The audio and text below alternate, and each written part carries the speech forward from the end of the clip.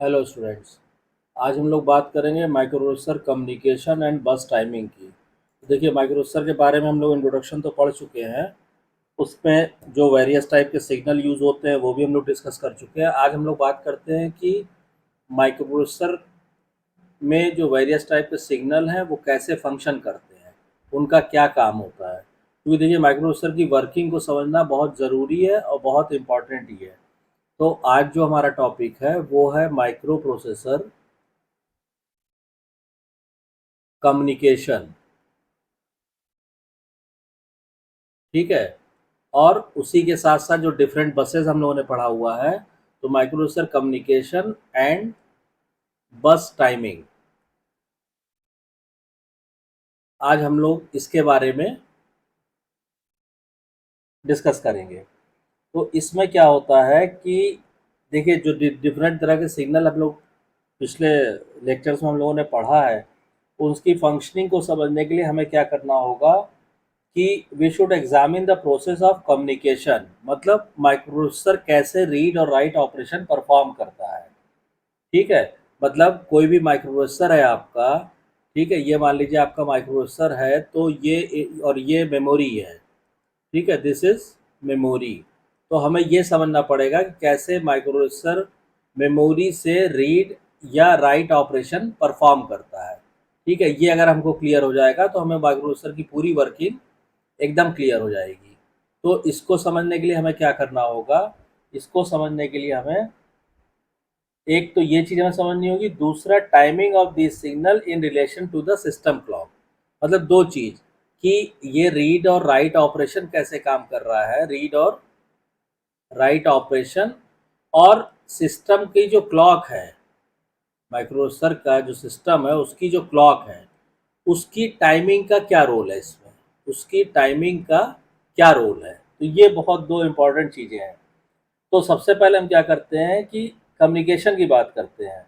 तो कम्युनिकेशन का मतलब क्या हुआ कि दो चीज़ें हैं। मान लीजिए हम बात करें तो एक तो ये होगा कि अगर हम रीडिंग कर रहे हैं, माइक्रो प्रोसेसर जो है, हम मतलब micro processor reading from memory, या तो मेमोरी से कोई डाटा रीड कर रहा है या कोई इंस्ट्रक्शन फेच कर रहे हैं हम मेमोरी से।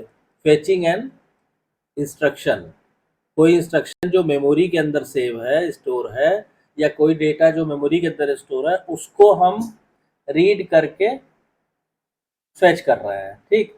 This can be easily understood we using an analogy of how a package is picked up from your house by a shipping company.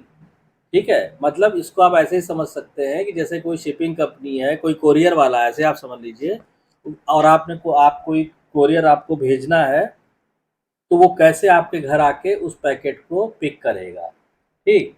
तो अब इसका ये काम कैसे होगा, इसको आप स्टेप में समझ सकते हैं। पहला काम क्या होगा कि a courier gets the address from the office, he और she drives the pickup van, find the street and look for your house number. तो सबसे पहला तो क्या हुआ कि वो अपने ऑफिस से एड्रेस लेके आपके घर तक पहुंचेगा। दूसरा क्या हुआ कि वो अपना घर आपके घर आके कॉल बेल बजाएगा। तीसरा क्या हुआ कि जो हमारा इंटरनल ऑफिस स्टाफ है वो डिस्पोज कर देगा पैकेज को। ठीक है। और पैकेज पे क्या होगा, according to the instruction given by the customer, customer ने जैसे पैकेट भेजने के लिए भेजा है वैसे उसको पैकेज करके कुरियर कंपनी को दे देगा। तो ये तीन स्टेप ऐसे काम करेंगे। ठीक है। ये तो हो गया। देखिए, कोरियर कंपनी का हमने आपको एग्जाम्पल इसलिए दिया कि आपको माइक्रोप्रोसेसर की वर्किंग ईजिली समझ में आ जाए। इसी तरह से let us examine the steps in the following of how the microprocessor fetches और gets a machine code from memory. अब माइक्रोप्रोसेसर कैसे काम करता है, इसको जो है हम एक एग्जाम्पल लेके आपको समझाते हैं। मान लीजिए कि रिफर टू इन द, जब मान लीजिए कोई इंस्ट्रक्शन कोड है, सपोज कीजिए ये दिया हुआ है, कोई इंस्ट्रक्शन कोड दिया है, एनी इंस्ट्रक्शन कोड, क्या दिया है, 01001111, ये इंस्ट्रक्शन कोड दिया है। और ये कहाँ पे लोकेटेड है, ये स्टोर्ड है किस मेमोरी लोकेशन में, ये मेमोरी लोकेशन स्टोर्ड है 2005 एच। एच मतलब हेक्साडेसिमल, मतलब ये जो हम हेक्साडेसिमल बता रहे हैं आपको। ये इंस्ट्रक्शन हमारा इस मेमोरी लोकेशन पे स्टोर है और हमको क्या करना है, हमको इसको फेच करना है, वी हैव टू फेच। ठीक, ये हमारा काम है कि इस मेमोरी लोकेशन पे ये इंस्ट्रक्शन स्टोर है और इसको हमें फेच करना है। ठीक, अब देखिए ये काम कैसे होगा।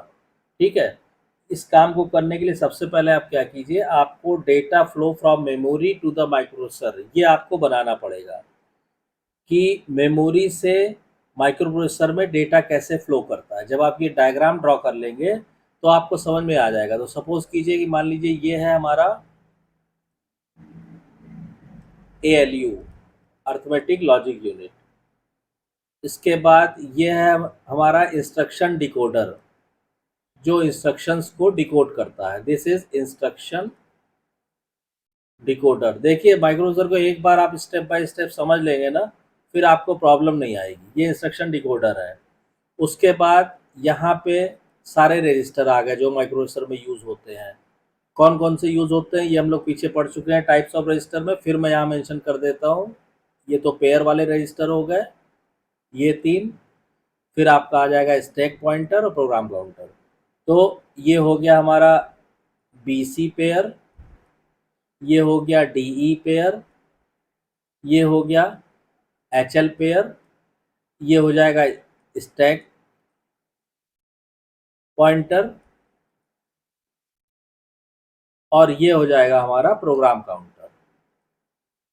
प्रोग्राम काउंटर, ये सारे रजिस्टर हो गए। अब उसके बाद क्या होगा, उसके बाद ये होगा कि अब आप यहाँ पे बनाइए मेमोरी, जहाँ पे इंस्ट्रक्शन या डेटा स्टोर है और वहाँ से हमको फेच करना है। तो ये मान लीजिए हो गया हमारा क्या, ये है हमारा मेमोरी। ठीक, अब मेमोरी जैसे आप जानते हैं कि डिफरेंट सेगमेंट्स में डिवाइडेड रहता है। मान लीजिए हमने कहा ऐसे ये अलग अलग सेगमेंट्स में, ठीक है, ये अलग अलग एक सेगमेंट हो गया, दूसरा हो गया, तीसरा हो गया, चौथा हो गया, इस तरह ये अलग अलग सेगमेंट्स में डिवाइडेड है मेमोरी। अब ये लोकेशन मान लीजिए 2000 मेमोरी की लोकेशन, और ये लोकेशन है 2004, और ये आ गया हमारा 2005। ठीक है, तो ये हमने क्या किया, ये हमने मेमोरी लोकेशन भी बता दिया कि ये अलग अलग मेमोरी लोकेशंस में डिवाइडेड है। ठीक है, अब इसके बाद क्या होगा कि अब हम इसमें कार्रवाई शुरू करते हैं कि अब इसमें कौन से बसेस कैसे कनेक्ट रहती है। ठीक, तो अब इसमें क्या होगा कि जो इंटरनल डेटा बस है, ये मान लीजिए हमने सपोज कीजिए बसेस को हम डिफरेंट कलर से दिखाते हैं तो आपको ज़्यादा सही रहेगा। ये हमारी इंटरनल डेटा बस हो गई। ठीक है, ये क्या हो गया, ये हो गया हमारा इंटरनल डेटा बस। ठीक, तो इंटरनल डेटा बस से ये तीनों कनेक्ट होंगे। ये तीनों मतलब आपका ALU कनेक्ट होगा, ये हमने कनेक्ट कर दिया। इंस्ट्रक्शन डिकोडर भी कनेक्ट होगा, ये हमने कनेक्ट कर दिया। और रजिस्टर्स भी कनेक्ट होंगे, ये हमने कनेक्ट कर दिया इंटरनल डेटा बस से। ठीक, अब उसके बाद क्या होगा, जो एड्रेस बस है, ठीक है, एड्रेस बस यहाँ से जाएगा जिस लोकेशन पे, तो लोकेशन क्या है 2005, तो यहाँ से हमने एड्रेस बस कनेक्ट किया मान लीजिए ये 2005 लोकेशन पे, इस तरह। ठीक है, ये हो गया हमारा एड्रेस बस। ठीक है, अब उसके बाद और क्या होगा कि जो भी वहाँ से हम डेटा उठाएंगे वो इंटरनल डेटा बस में जाएगा। तो अब यहाँ से जो डेटा उठेगा आप ऐसे समझ लीजिए, ठीक है, वो कहाँ पे आएगा, वो आएगा हमारा यहाँ पे ऐसे, और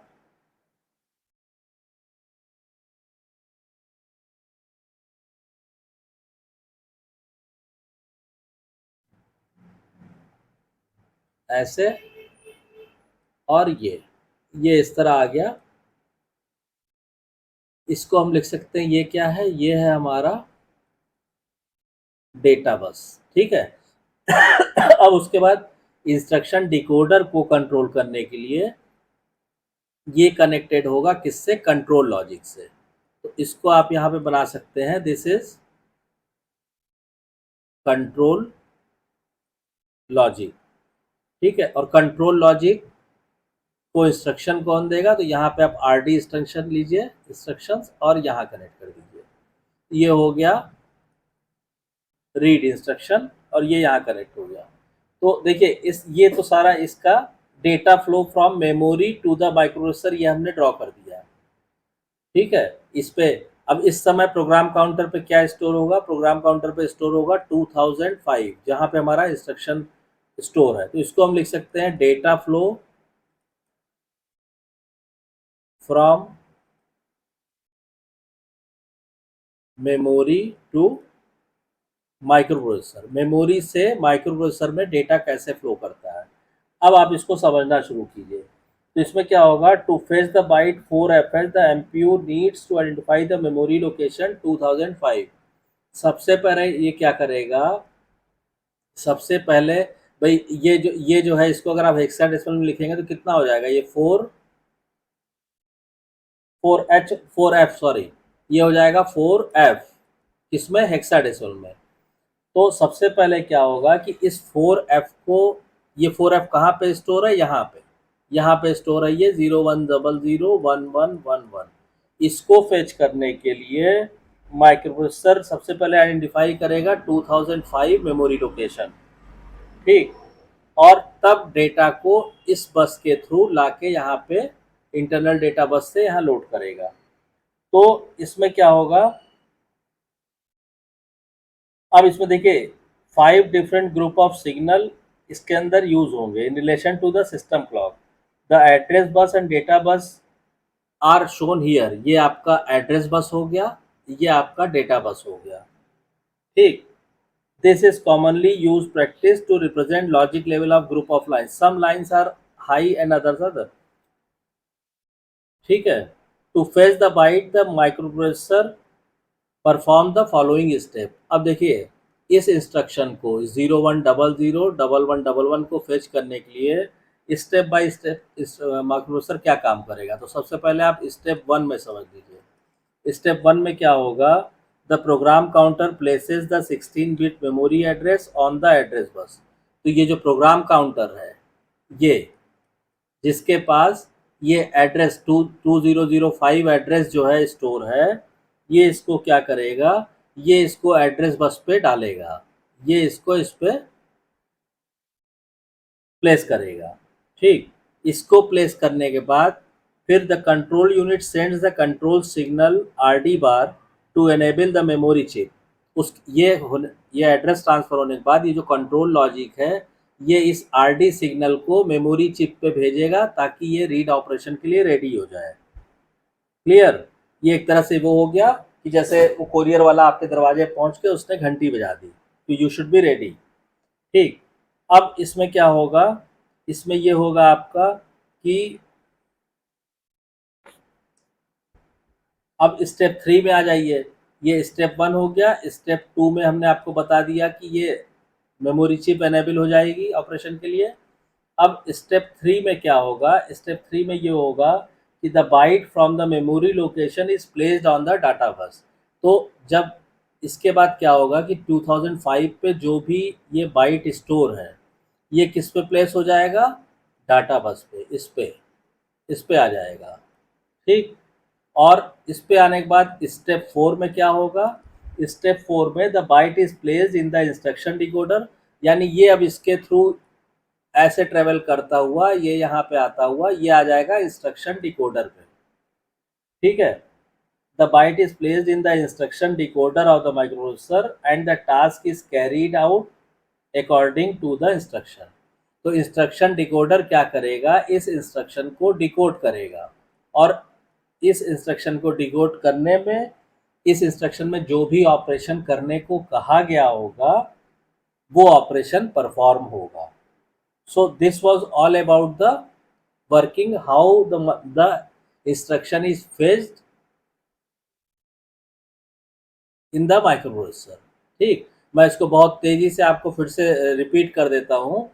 ठीक है, देखिए इसके लिए मैं से सपोज कीजिए ये ब्लू कलर यूज़ कर रहा हूँ ताकि आपको डुप्लीकेसी से कंफ्यूजन ना हो कि ये जो आपका माइक्रोप्रोसेसर का डेटा फ्लो ने बताया, सबसे पहले क्या होगा, सबसे पहले ये होगा कि प्रोग्राम काउंटर में ये जो 2005 एड्रेस दिया हुआ है, ये लोड होगा किस पे, एड्रेस बस पे।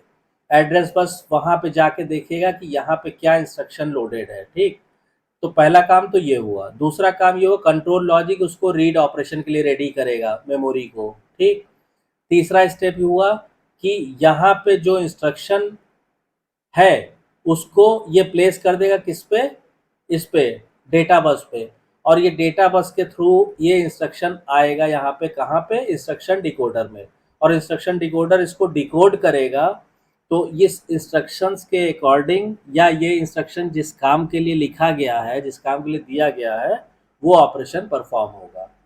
तो इस तरह से माइक्रोप्रोसेसर जो है काम करता है।